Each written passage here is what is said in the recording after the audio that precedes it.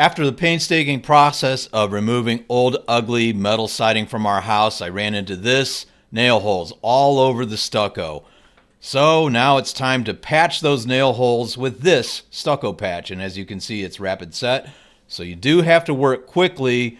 So what I do is use small batches of this. I just mix in 2 pretty large spoonfuls of the patch and a little bit of water, and I stir it up literally with a chopstick. Yes, that's a heavy duty professional grade stucco patch tool, a chopstick. But it gives me enough of this patch to work with. I can patch up a couple of dozen holes at a time without this stuff setting before I work it completely into the stucco. So now I've got my patch at the right consistency, and I just patch up about 2-3 dozen of these nail holes at a time. The stucco walls are littered with these holes all over the place. The idiots who put up the metal siding, and they were idiots because they really messed up a perfectly beautiful house, just put these nail holes all over the place.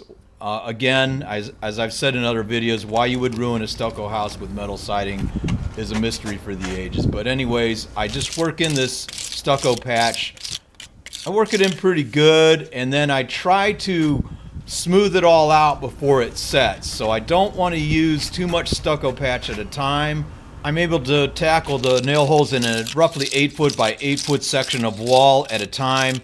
And then what I do is I take a car detailing sponge, literally a sponge you would use to wash or detail a car, and that's what I use to smooth out this patch.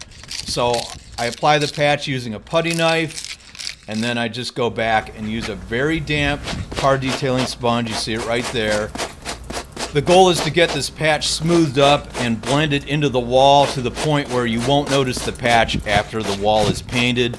Let's try to do a side shot here. It's not the best shot, but you can see that I'm trying to get the patch on the same plane as the existing wall.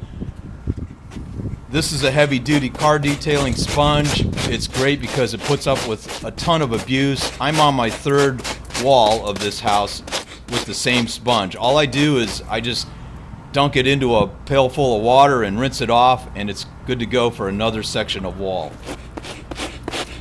Now, this isn't particularly difficult work. It's just very tedious, and it does take some time.